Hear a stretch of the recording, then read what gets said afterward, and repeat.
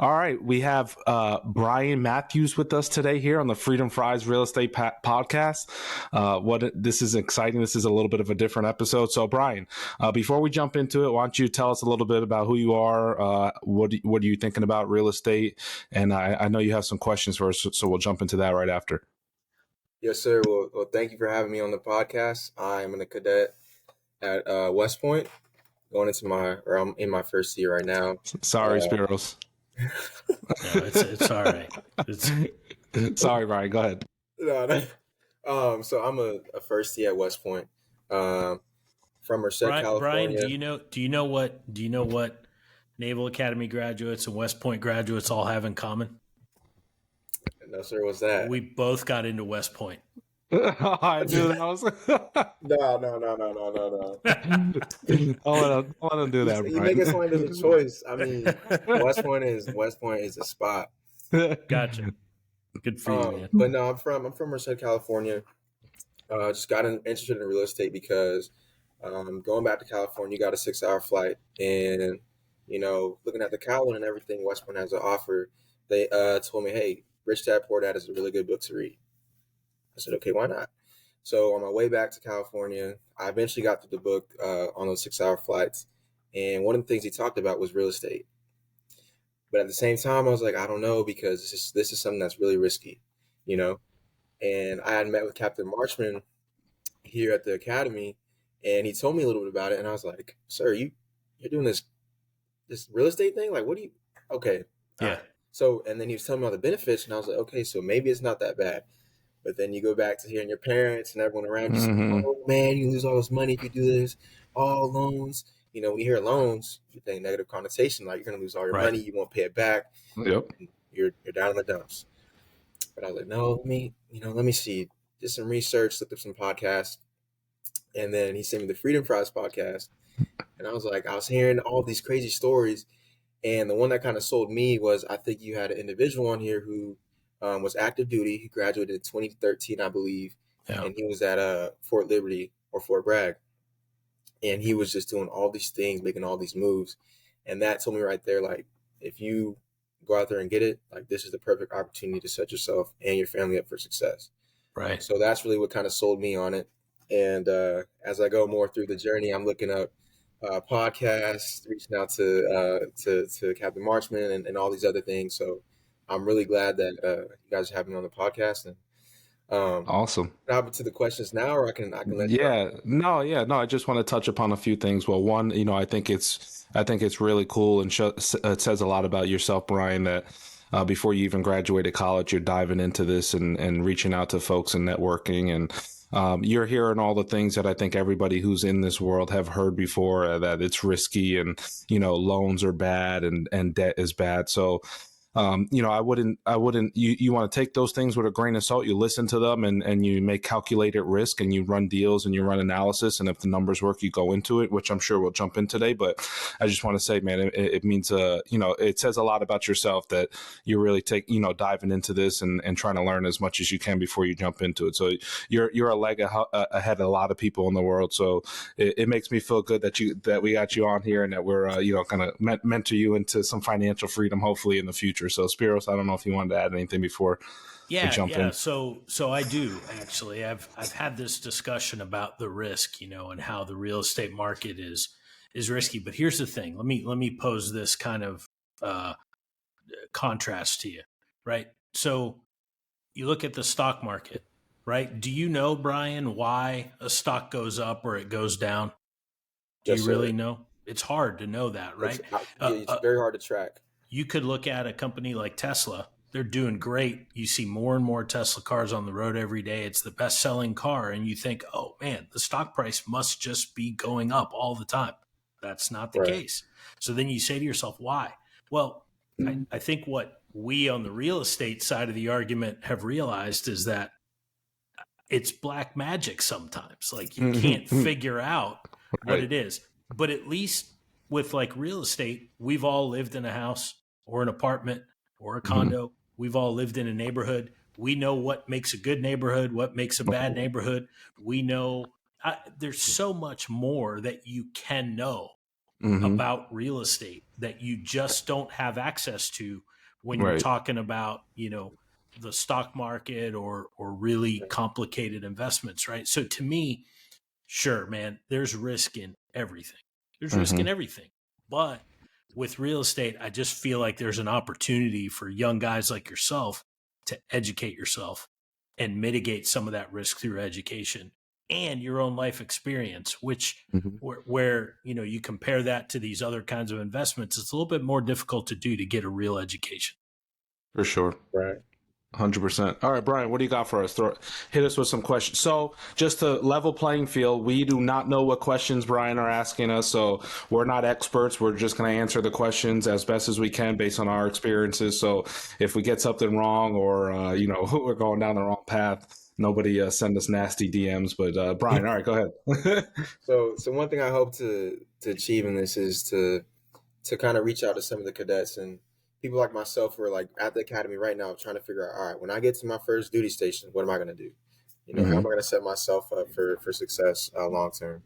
So I think one of the biggest things with that is the VA loan. People talk about it, but a lot of people don't understand it.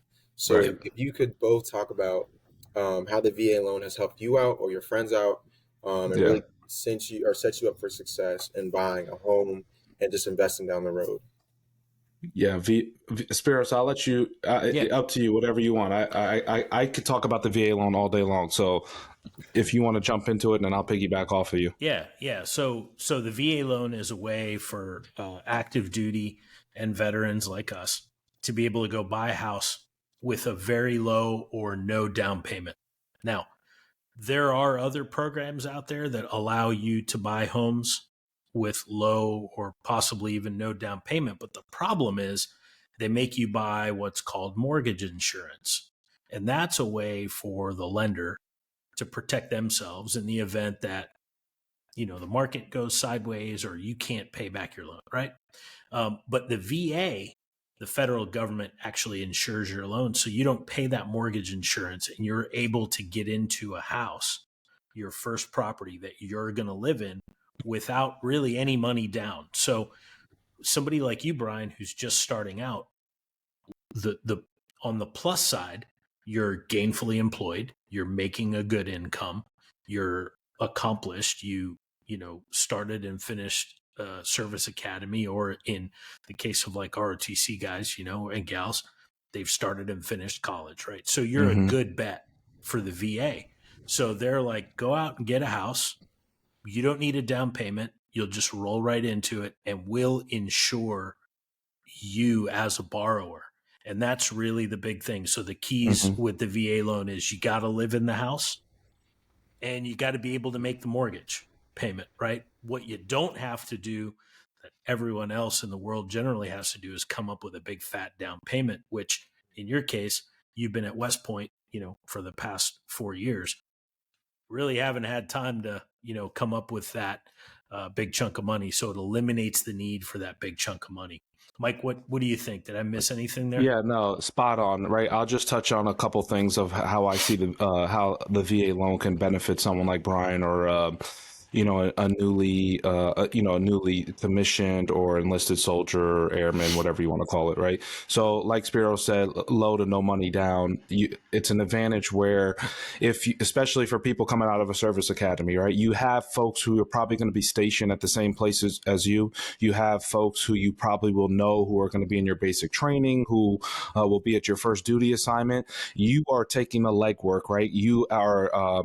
You're doing the research, you're looking at the houses, and you're putting your name on an application to get a VA loan. And the advantage I see for especially younger folks is house hacking, right? Getting into a house and either renting a room, buying a multifamily, a duplex, triplex, a quadplex, and renting out those other units or bedrooms if you buy a single family to maybe to a former classmate, a battle buddy, whatever it is, what may be. And now you're living in a house for free. Now you are building equity in a house. Your BAH is paying, you're putting the BAH in your pocket, and the person who you are renting with is paying your mortgage.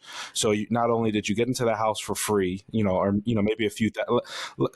when I used my VA loan, I think I came out of pocket like $3,000 or $4,000. There's a funding fee. There's a VA funding fee, which you can wrap into the mortgage. So there's a couple miscellaneous, closing fees and whatnot. So when we say no money down, we're really thinking maybe like $2,000, $3,000, $4,000 out of pocket to get in that house. But when you look at the grand scheme of thing, if I could buy a $300,000, $400,000, $500,000 house for $4,000, and I can, have a roommate move in and pay that mortgage, it's not a bad deal. Where in a normal situation, you probably have to come up with 10, 15, 20% down payment just to walk through that door. So the biggest perk I see of the VA loan is one, low money, low barrier to entry, and two, if you can find somebody to room with you, or if you can buy a multifamily property, man, which I think just accelerates your real estate career at such an early stage. You're living in the house for free, you're building equity in a home, and you get to keep your BAH. So normally your BAH will go to with the mortgage, but your tenant or your friend is paying the mortgage, and now you get some extra cash. So I mean, no brainer to me. I wish I would have done it when I was younger, but I learned the hard way. So does that answer your question, Brian, on the VA loan? That does. And All that right. kind of brings me almost to my next question. When people are going to these first duty stations, we talked about house hacking, living for free, and things like that. Can you talk about what people should do when they first get there? How do they set themselves up for success in terms of, living for free, using the VA loan? And then on the flip side, for those individuals who are getting married, maybe having a roommate isn't what their significant other is super excited about. Because I know for me, my girlfriend, I ran that by her and she shut that down like that. So people in that situation, you talked about duplexes and things of that nature. Kind of talk about the different options that people have.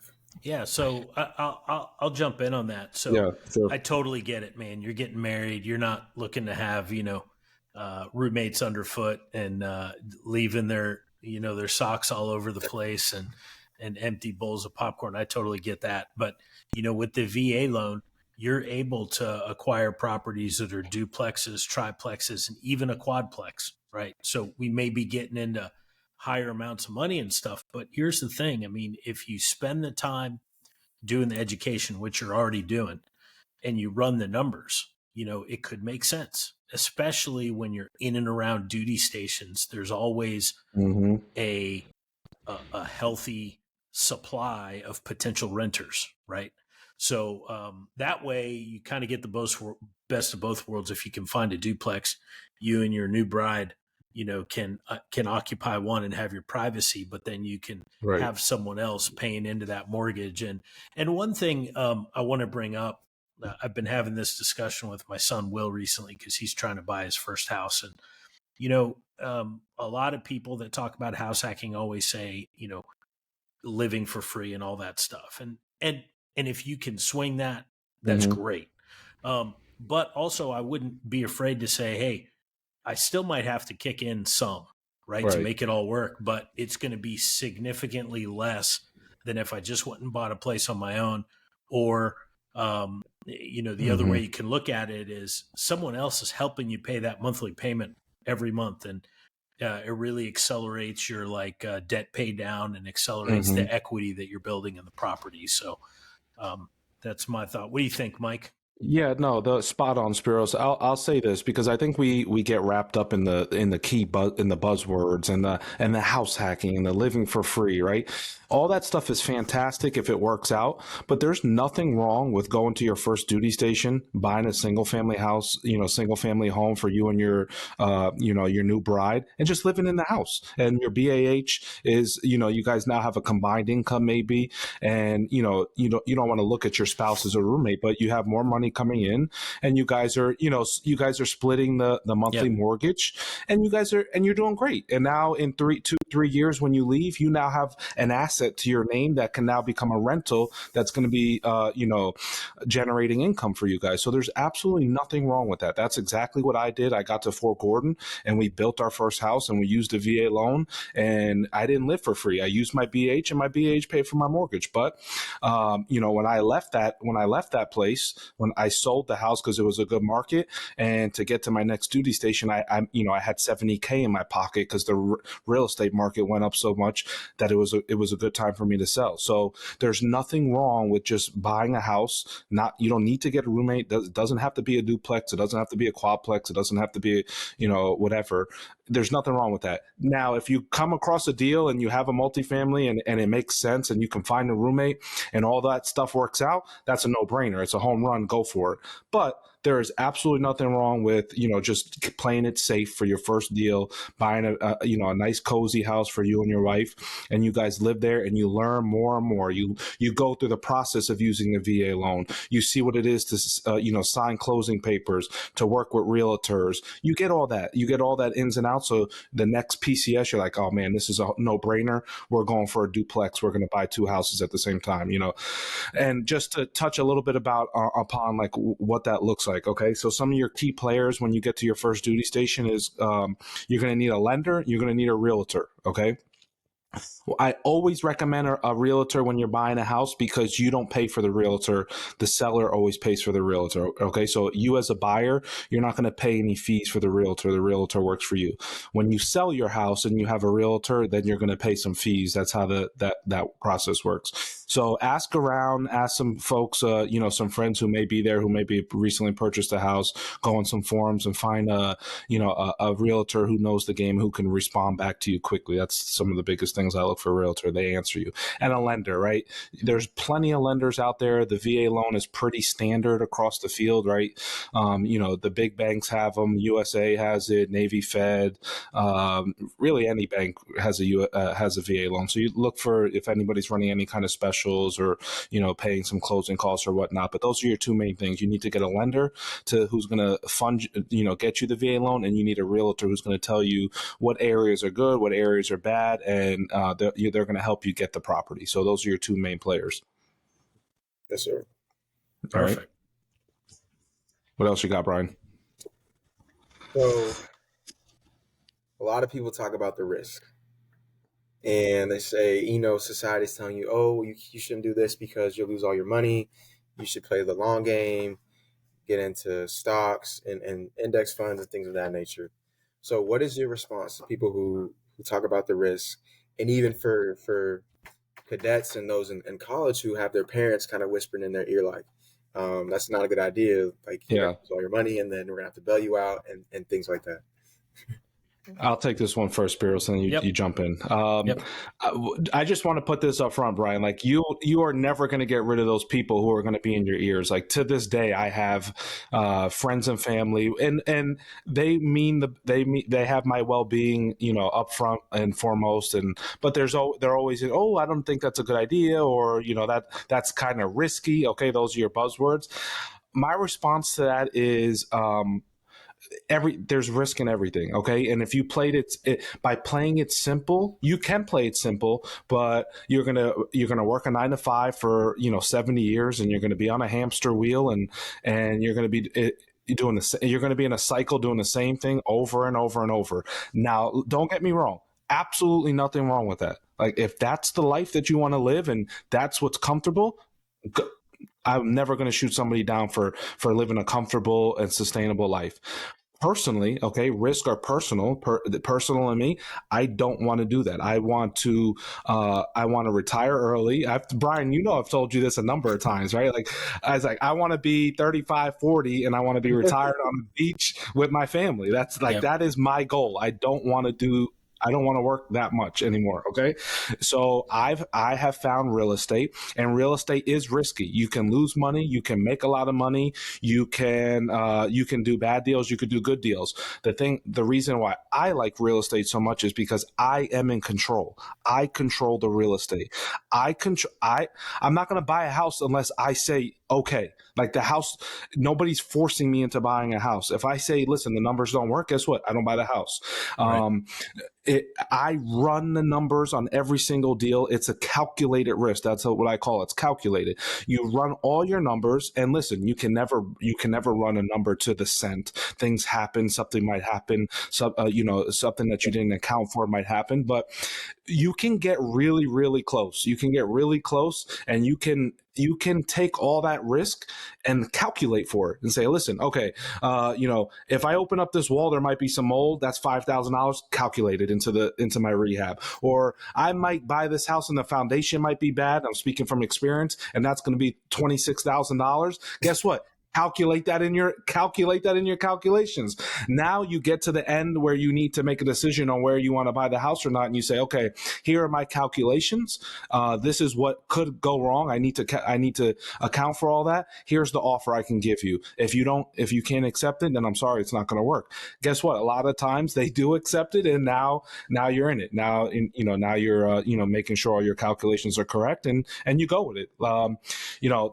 That's what I would say to the risk associated. There's risk associated with everything, but I think as long as you do your numbers and you do everything up front, I think you're in a good position. And I'm not going to say that you won't lose money. You can lose money, but you can lose money in anything you do in the world. So, why not take advantage of something that you're controlling? So, yeah, right on, Mike. I mean, I think the big difference, Brian, is the fact that you're in control. You're in control of the numbers. You're in control of what you buy, how much you buy it for, when you sell it, how you manage it. You know what I mean? Whereas, index funds, it's the market, and you really don't have much control. Now, hey, you can make some good passive income in the market, but you can also lose some income.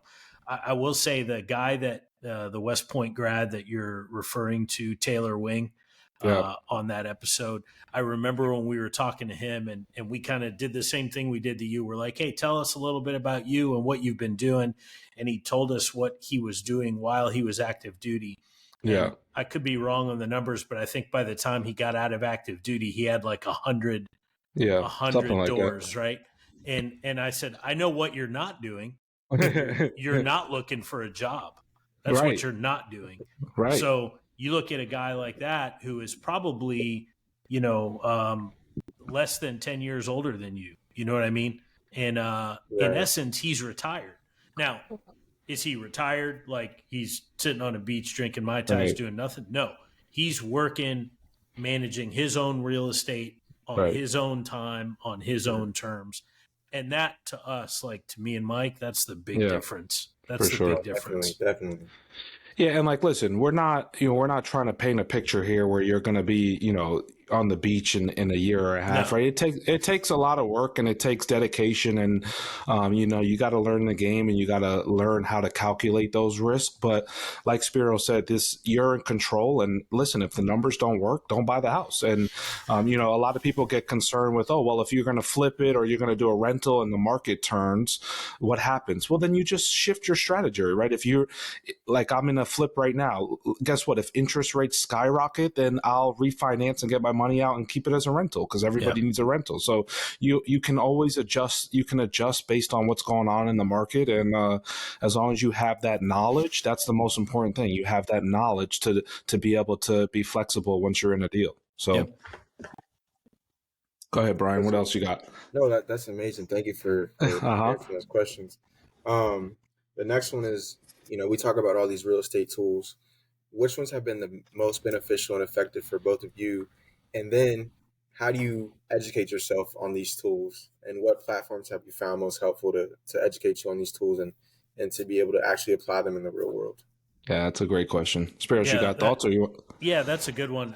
So I'll start out by saying Microsoft Excel.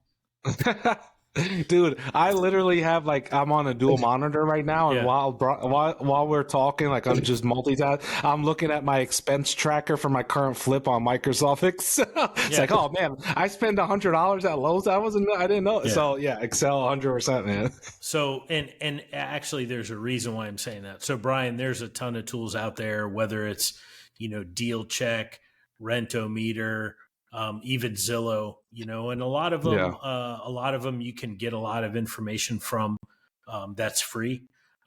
Eventually everyone's going to ask you for some money.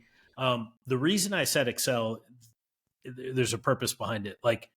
You need to understand how the numbers are calculated. You can't just subscribe to some website that says we're going to, send you 3 great rental opportunities every day, and they're going to take $10 a month.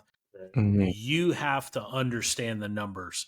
And it kind of goes back to the previous topic of, that we believe real estate is our choice for financial freedom because of the control, the amount of control. Well, the only way you have control is if you have understanding of the numbers, right? So I really, there's a lot of things out there, but I think Microsoft Excel is the one because it's the one that forces you to create the formulas. It's the one that forces you to understand how this dollar connects to that dollar and how you're going to get your returns and that sort of thing.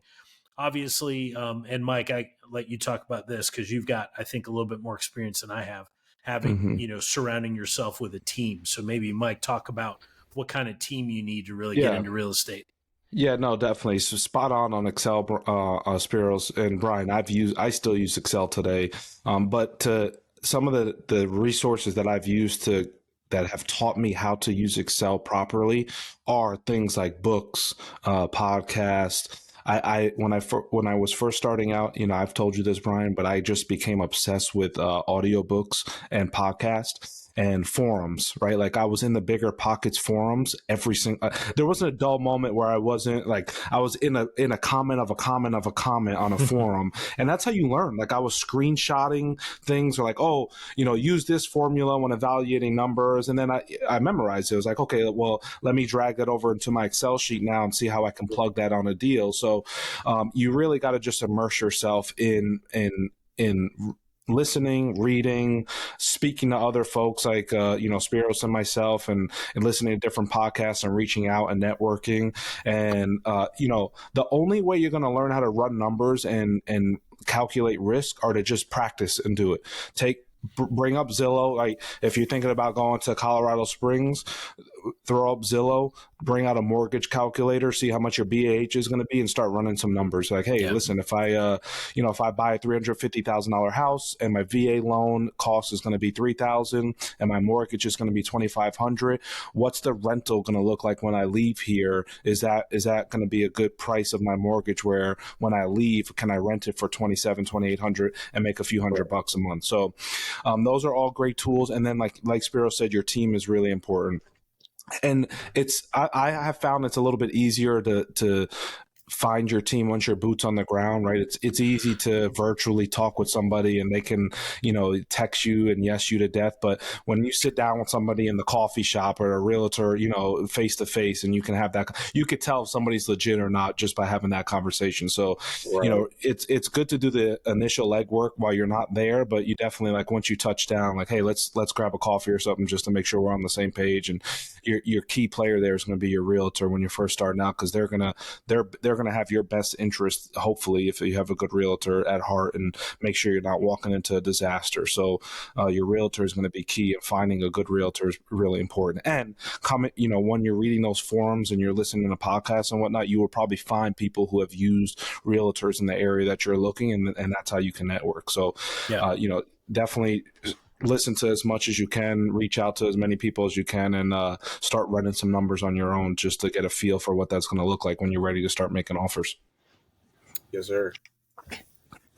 So the next question, it also Brian came prepared today, man. It's hot fire over there on the hot seat. Yes, sir. So tenants, that's another big thing that people talk about. They say, oh, all your money because you're not going to have good tenants. They'll run your house down, destroy the property value, and the next thing you know, you don't have a house to come back onto. That's you. Yep. So what is your response to people who say, the tenants are going to take away? My response to that is, you are absolutely, that whoever tells you that is absolutely, no, listen, they're absolutely right if you put bad tenants in your house. Like, that is going to happen if you put bad tenants in your house. You know how you avoid that? You don't get bad tenants in your house. It's really that simple. Okay. So, and I've learned this, Brian, by listening to books and podcasts and forums. Okay. So I screen tenants. I almost make it so hard to rent my place that people don't want to rent it. right? Because no, I'm serious. Like that sounds crazy, but that's what I do with my rentals. I screen them so hard, and I make it real difficult. Like before you can even step into my house, you got to fill out a questionnaire. I got to see a picture of your license. You got to do this. You got to do that before I even let you walk to the house. By the time you get to my house, if you've done all those things, I know you're serious. I know that this is legit and that you actually care about yourself and where you live. And this might be a good fit. So personally, like what I've learned through the forums and podcasts is, like I created a Google Doc, right? So a Google Doc with maybe like 6 or 7 questions. What's your name? What's your income? Where you're coming from? Do you smoke? Do you have pets? Basic stuff, like basic. If you send me an inquiry, I automatically send you that Google Doc. If you don't respond to that Google Doc, guess what? You're not going to see the house. I will tell you 85% of the time, people don't respond to me. So I guess what? Just by sending them a simple Google Doc, I've weeded out people like you just mentioned that won't pay the rent. Because if you can't respond to my Google Doc, guess what you're going to do when I try to collect the rent on the first of every? They're not going to pay, right? Not respond, yeah. Exactly. So that's been my key to success in the rental world, just making it really hard and not even hard. Like how hard is it to fill out a Google Doc questionnaire? It's not. I'm not talking rocket science here. So putting up barriers and guardrails to make sure you protect yourself is super important. And that's one of those things like you'll learn it as you get there. Once you get there and you get in that position, you'll learn the things that you need to do. But my biggest thing that I tell people when they say I'm afraid of tenants is like, you're right, 100%. If you put bad tenants in your house, they're going to mess it up. But if you find good tenants, they'll take care of it like the house is their own. And like I have a tenant in Georgia, I haven't heard from them in 2 years. I have no idea. I know they pay the rent, but the house is fine and everything's going great. So yeah, that's what I would say. So I'll kind of take it back, Brian, to your, I think, first topic, right? So, okay, those people that are telling you, hey, don't do real estate because the tenants are going to tear up your house, right? So they'll tell you to go invest in the stock market, invest in a mutual fund. So let me ask you this. How are you going to protect yourself against a bad fund manager? There you go. Do you get to interview the fund manager? Do you get to ask him or her any questions? Do you get to fire them? Point. If you don't you don't get any of that. No, that's a great point.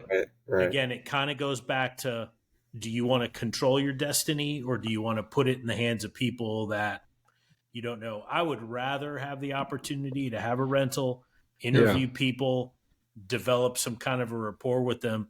And hey, if they're no good for me, then when it comes time to renew their lease, we'll be like, hey, sorry, man, you got to go. Right. That's a great point, Spiros. I never thought about it like that. That's a good way to frame it.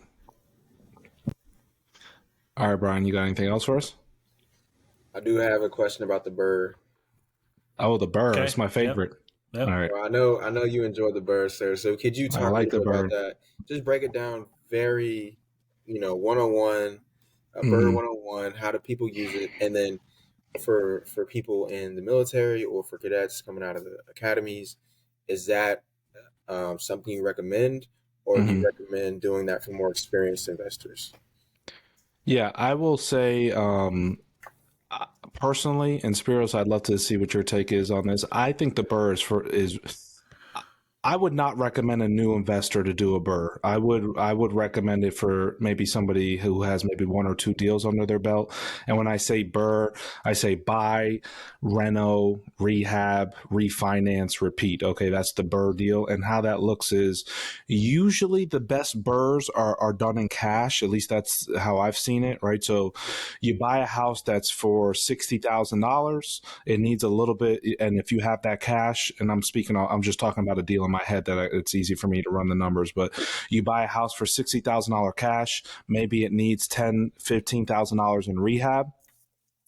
And you force a lot of appreciation in that, right? You'd put a new kitchen in, you redo the bathrooms, maybe add a bedroom here or there, and now your all in is for like about $85,000 based on the rehab that you do, and you don't have a mortgage on the bank at this time, right? So you're free and clear, and this is why I say this is probably for a little bit more seasoned investor where you have some cash in your pocket and you can navigate these channels, right? But you force so much appreciation, you now go to a bank bank and you say, listen, I have this asset that has no lien on it. I own it free and clear. Give me a loan. It's called a cash out refinance. Put a loan on this house, but I want to pull out all my cash that I have in the house, and I'll pay you monthly back for the mortgage. But I'm going to put a tenant in there, and they're going to pay me, in essence, pay the mortgage, right? And if you do it correctly, you force so much appreciation where you buy that house for $60,000. In a few months, when you ask the bank to put the loan on your house, they'll do an appraisal, and that house hopefully appraises for, if you're in the 60,000, if you can get it to appraise for like 150, 160, you pull out 70 to 80% of that. And now you have all your cash back, right? They literally write you a check. I've done it. Like, they're going to write you a check. Now you're going to have a monthly mortgage of like $500 or so. And you take your cash back, you put a tenant in there, charge the tenant $800-900, and now you make $400 a month. They're paying the mortgage, and you have all your cash to go do it again. So that's the power of the BRRRR, where you get to keep doing it over and over and over.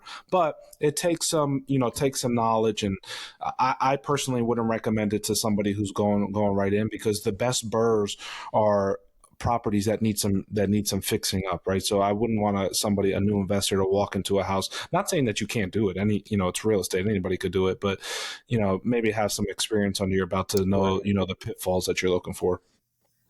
Yeah, I agree with Mike. I think the BRRRR strategy requires knowledge of how to rehab a distressed property.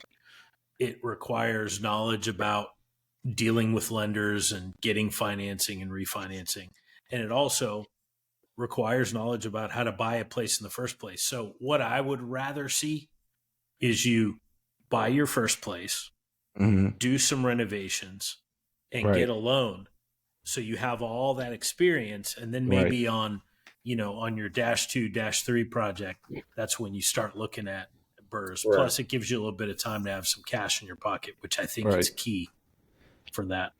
Not only that, you won't be able to do a lot of BRRRRs with the VA loan. Like, your BRRRRs work best when it's a de-stressed property, and VA loans have pretty strict inspections rules. Right? Yeah. Like, so the house has to be pretty livable for you to use your VA loan. So. And that's what I mean. Those are like the little, nooks and crannies that you got to learn and be in the game to know about, and to make sure, you're doing everything correctly. Yes, sir. What else you got, Brian? Gentlemen, just taking it back to the basics. A little summary for everyone out there. So for everyone at the academy right now, or listening to the podcast, trying to get started in real estate, what are some things that people can do right now to set themselves up for success? Read everything you can. Start with what you did, Rich Dad Poor Dad. It's a great foundational kind of understanding of the difference between an asset and a liability, and you got to have that. But I would say read. I know Mike and I we probably, between the two of us, we've read several hundred books. Yeah, for sure, if not more. So I would say that's step one, is read. Yeah, I echo that. Read. I'm a big audiobook guy and a podcast person. So like, whenever I'm in the car, I don't like to waste dull moments of my life. So if I'm in the car, I'm listening to a book. If I'm in the gym, I'm listening to a podcast or something. I probably won't retain everything I'm being said, but you'd be surprised.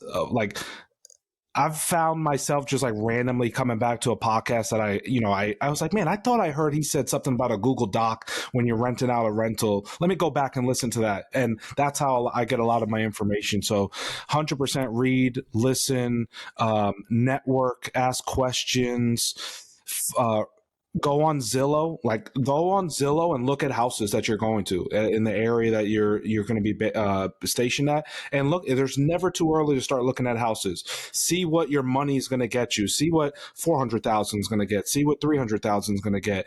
And as you get closer, I would say around the 90 to 3 to 4 month mark, start reaching out to lenders and get your pre-approval. It's not for a first time home buyer. It's going to take you a little bit of time, so it's never too early to just start making those connections and getting your paperwork in a lot. You don't want to graduate and now start looking to, get a lender for you to pre-approve. So it's never too early. Get all that stuff, get your paperwork together, start reaching out to the people in that area, and just start making connections and break out the mortgage calculator and look at houses and see what Google BAH at Fort Carson, see what you're going to get and see what you can afford monthly and start looking at it. That's so easy to do. So yeah, good question, Brian. All right, thank you. Well, Brian, listen, again, like we said before, man, this has been really cool. This says a lot about you that you have questions prepared and that you're actually doing the work and really good questions that really are actually, they're meaningful and that they have an influence on what you're going to do in your real estate career. So Spiros and I are always here for you. We're a good resource if you ever need anything, and I'm here for you and anytime you need anything. But spread the word. If anybody has any questions, tell them, feel free to ask us. And it's been fun. It's been fun, man. This was cool. Once Brian, we got great to meet you. We got to have you back on, Brian, once you get your first house under deal and you tell us how it went. Yep. I will tell you all about it. I'll probably have a few horror stories about it, but I'll be there. All right, man. Well, we're looking forward to it. We're going to hold you to that. Yes, sir. Well, thank you. All right, Brian.